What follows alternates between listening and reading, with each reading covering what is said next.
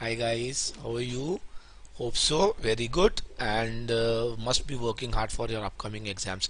Guys, I told you in the classes that in case if I'll find any topic which is important for your upcoming exam, I'll come to you with a very small video through Facebook or YouTube.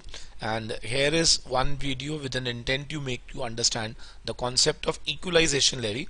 Although you must be knowing that हम लोगों ने इस equalization levy के concept को in the chapter of PGVP हम लोगों ने discuss किया था.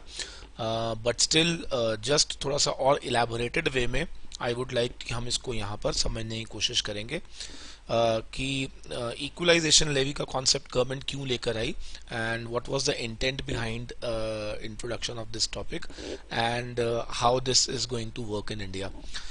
गाइस, इक्वलाइजेशन लेवी को समझने के लिए फर्स्ट ऑफ ऑल थोड़ा सा एक बैकग्राउंड हम लोग इसके अंदर कंसिडरेशन में लेंगे. As you all know that digital economy is growing throughout the globally at a very high pace. आजकल आपने देखा होगा कि लोग गुड्स और सर्विसेज को प्रिक्योर कर रहे हैं थ्रू डिजिटल मीडियम. और जैसे कि हर आदमी जो है आज अगर एडवर्टाइजमेंट कराना चाहेगा तो आई होप सो हम लोग डिजिटल मीडियम को ही यूज़ करते हैं, लाइक फेसबुक हो गया, ट्विटर हो गया, आपका गूगल हो गया and all that. And since most of these service providers जो हैं they are located outside India and even they don't have permanent establishment in India, so the major concern was how to tax these transactions. That was a major concern, and in order to address this problem, central government ने introduce किया the concept of equalization levy, and actually में this is same as TDS. So equalization levy का जो ये concept introduce किया गया था with an intent to tax those transactions in which specified services are provided through digital medium. तो इस concept को लाने के लिए गवर्नमेंट ने chapter 8 of finance act 2016, finance act 2016 में एक चैप्टर 8 इंट्रोड्यूस किया गया था कि इक्वलाइजेशन लेवी को हम किस प्रकार से इंडिया में लेकर आएंगे. गाइस, इक्वलाइजेशन लेवी बेसिकली समझने के लिए हमें एक छोटा सा जो है एक इलस्ट्रेशन फॉर्म में ट्राई टू अंडरस्टैंड. सपोज करिए कि Arun Setia classes wants some sort of digital services, like अगर मुझे मान लीजिए कि अपना एडवर्टाइजमेंट कैंपेन चलाना है थ्रू गूगल, तो डेफिनेटली मैं एक सर्विसेज ले रहा हूं, let's say from a non resident, right.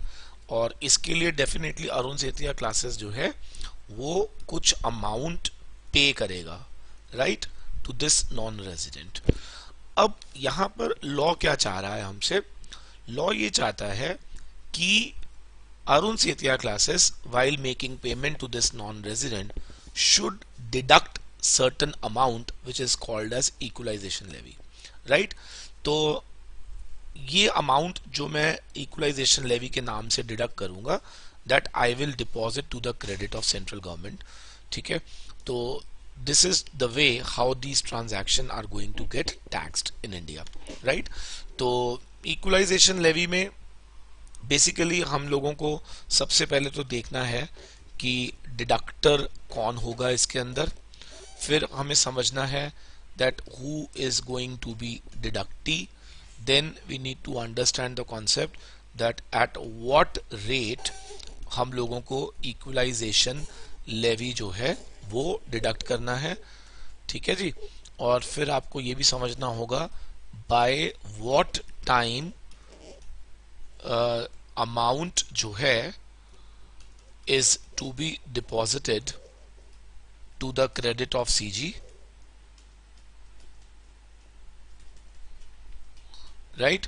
And thereafter we need to understand one more thing, that is in case if I do not make such payment, then what will be the consequences, right.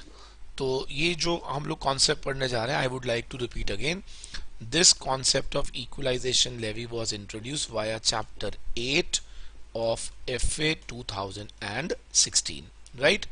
तो guys देखते हैं जरा इसके अंदर. सबसे पहले मैंने कहा who is going to be the deductor. देखिए डिडक्टर के लिए लॉ कहता है या तो डिडक्टर जो होगा यानी कि जो इक्वलाइजेशन लेवी को काटेगा डिडक्ट करेगा, डेफिनेटली आप सबको मालूम है डिडक्टर जनरली पेयर होता है और डिडक्टी जनरली कौन होता है, पेई। तो या तो deductor will be the person who is resident in India जो कैरी करता पाया गया बिजनेस और प्रोफेशन, ठीक है जी, या फिर अ नॉन रेजिडेंट जिसका पीई लोकेटेड होगा इन इंडिया, ठीक है जी। ये वो लोग हैं जो इक्वलाइजेशन लेवी को डिडक्ट करेंगे। डिडक्टी कौन है बच्चे, पेई कौन है, नॉन रेजिडेंट, ठीक है, जिसका पीई इन इंडिया नहीं होना चाहिए एंड वो प्रोवाइड करता पाया गया स्पेसिफाइड सर्विसेज इन इंडिया, ठीक है जी। तो आई होप सो कौन डिडक्ट करेगा और किसके बिहाफ पर ये डिडक्ट किया जाएगा that is clear to us. Then is rate of equalisation levy. So rate of equalisation levy is 6%। 6% on amount जो कि आप पे करेंगे या पेबल होगा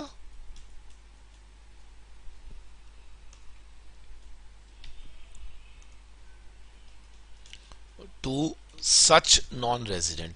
मैं फिर रिपीट करूंगा, यहां पे नॉन रेजिडेंट कौन सा बच्चे, जिसका इंडिया में पीई नहीं होना चाहिए, राइट। चलिए अब क्वेश्चन है कि by what amount this, by what time this amount is to be deposited to the credit of central government. तो गाइज याद रखिएगा 7th of next month for example के तौर पे, इसका मतलब अगर आपने अप्रैल में कोई अमाउंट ऑफ इक्वलाइजेशन लेवी अगर डिडक्ट करा है तो आपको 7th मई तक ये अमाउंट आपको डिपॉजिट करना होगा, राइट। लेट्स से अगर मैं ये कहूं कि अगर हमने ये अमाउंट डिपॉजिट नहीं किया लेट्स से, तो फिर उस केस में क्या कॉन्सिक्वेंसेज होंगे। तो यहाँ पर लॉ कहता है पहला तो आप पर इंटरेस्ट लेवी किया जाएगा at the rate of 1% per month या part of month, number 1। And the second thing is that आपके ऊपर पेनल्टीज को लेवी किया जाएगा, ठीक है जी। आपके ऊपर क्या लेवी किया जाएगा, interest as well as penalties. बेटा पेनल्टी की जब बात की जाती है तो यहाँ पर पेनल्टी को ध्यान रखेंगे आप। एक तो सपोज करो अगर आपसे पूछा जाए पेनल्टी कितनी लगेगी, तो आपको पहले देखना है कि आपने डिफॉल्ट क्या करा है। सर अगर आपने इक्वलाइजेशन लेवी को नॉट डिडक्टेड, ठीक है ना, आपने काटा ही नहीं है, तो फिर ऐसे में पेनल्टी जो अमाउंट होगा वो 100%, जो अमाउंट ऑफ पेनल्टी रहेगा बेटा वो 100% ऑफ इक्वलाइजेशन लेवी। यानी कि अगर लेवी इक्वलाइजेशन लेवी का अमाउंट अगर लेट्स से 6,000 था या 10,000 था तो पेनल्टी भी उतनी ही रहेगी। और अगर तो इक्वलाइजेशन लेवी जो था was deducted but not paid till 7th of next month, तो यहां जो पेनल्टी लगाई जाएगी वो 1,000 रुपीज पर डे होगी for such delay subject to maximum of amount of equalization levy, ठीक है बेटा। ये 1,000 रुपीज जो ये मैं पर डे बोल रहा हूँ डेफिनेटली आपको 7 तारीख तक देना है, तो 7 तारीख तक तो कोई पेनल्टी है ही नहीं। फ्रॉम 8th आपके ऊपर पेनल्टी लगनी शुरू हो जाएगी 1,000 rupees per day, right. But ये मैक्सिमम कितनी हो सकती है, जितना आपका अमाउंट ऑफ इक्वलाइजेशन लेवी था उतना मैक्सिमम पेनल्टी रह सकता है, राइट। इसके अलावा आप लोगों को एक एनुअल स्टेटमेंट भी जमा कराना होगा, राइट। और ये एनुअल स्टेटमेंट आपको फॉर्म 1 में जमा कराना है बेटा, ऑन और before 30th of June of next year. इसका मतलब आपको एनुअल स्टेटमेंट भी एक जमा करानी होगी apart from this your monthly payments, और वो आपको फॉर्म 1 के अंदर डिपॉजिट करानी होगी और उसकी ड्यू डेट ये है। और एनुअल स्टेटमेंट को अगर आपने नहीं फाइल किया, कॉन्सिक्वेंसेस ऑफ डिलेड फाइलिंग, तो बच्चे इसके अंदर 100 रुपये पर डे आपके ऊपर पेनल्टी लेवी हो जाएगी, ठीक है ना। और ये 100 रुपये कब से लगेंगे? आफ्टर 30th ऑफ जून के बाद से। ओके, इसमें एक और चीज इंटरेस्टिंग है, वो ये कि ये जो चैप्टर है, ये जो चैप्टर है जिसकी हम बात कर रहे हैं, चैप्टर 8 ऑफ FA 2016, ये नॉट एप्लीकेबल, ये नहीं लगेगा दो लोगों पर। एक, अगर तो जो पेयर है वो लोकेटेड है इन J&K, ठीक है बेटा। और दूसरा इंपॉर्टेंट चीज, इफ जो एग्रीगेट अमाउंट जो आपने पेड या पेबल था during previous year do not exceed 1 lakh rupees. तो I hope so you can understand, that means 1 lakh से अगर ये ज्यादा नहीं है तो फिर आपके ऊपर ये चैप्टर एप्लीकेबल नहीं है। तो एग्जाम में ऐसा क्वेश्चन आ सकता है कि सपोज एक resident, the person who is carrying business and profession in India, उसने कोई specified services from any non resident do not have PE in India से लिया है, और उसकी टोटल जो वैल्यू है लेट्स से वो 80,000 रुपये है पूरे साल के अंदर, तो what will be the amount of equalisation levy? तो आप सिंपली वहां पे क्या लिखेंगे? This chapter is not applicable to such person. But in case अगर वो अमाउंट जो है वो 1 लाख से एक्सीड करता पाया गया, तो yes, on the entire value आपको 6% का इक्वलाइजेशन लेवी डिडक्ट करके 7th of the next month तक क्रेडिट ऑफ सेंट्रल गवर्नमेंट को डिपॉजिट कराना होगा।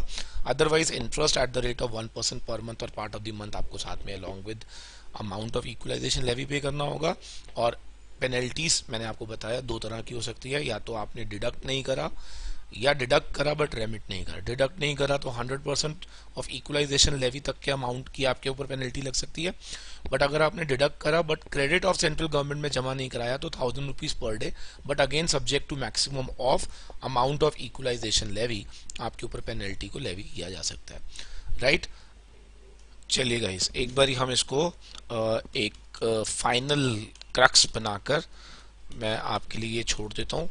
फाइनल क्रक्स क्या है बच्चे, कि ये जो चैप्टर ऑफ इक्वलाइजेशन लेवी हम लोगों ने पढ़ा, ध्यान रखना बच्चे आपने, ये नहीं अप्लाई किया जाएगा नंबर 1 अगर नॉन रेजिडेंट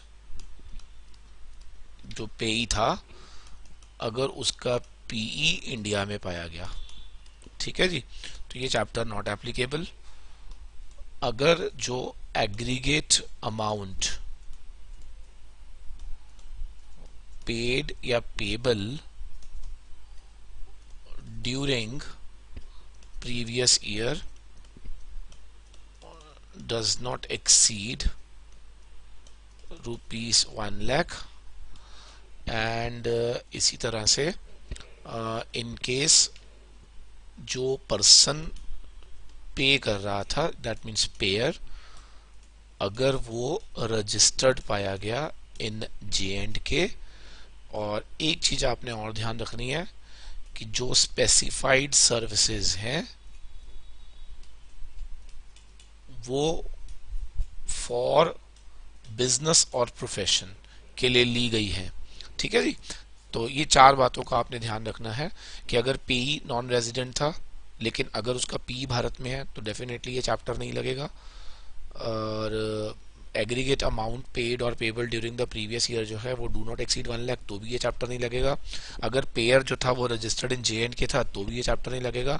अगर आपने सर्विसेज, स्पेसिफाइड सर्विसेज जो ली हैं थ्रू डिजिटल, यहाँ पे स्पेसिफाइड का मतलब क्या बच्चे, जिन सर्विसेज को आपने थ्रू डिजिटल मीडियम से लिया गया होगा, अगर उसे आपने एक सेकेंड, यहाँ पे हम पढ़ रहे हैं नॉट एप्लीकेबल ना, तो आप इसको ऐसे लिखिएगा, अगर स्पेसिफाइड सर्विसेज जो हैं फॉर पर्सनल अगर हुई तो ये चैप्टर नहीं लगेगा, in other way round for business अगर हुई तो ये लग जाएगा चैप्टर, अगर पर्सनल हुई तो ये चैप्टर अप्लाई नहीं होगा.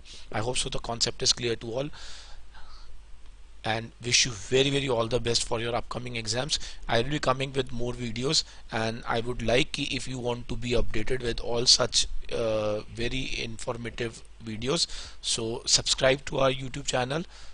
Thank you, thanks a lot, and wish you very all the best. Thanks a lot.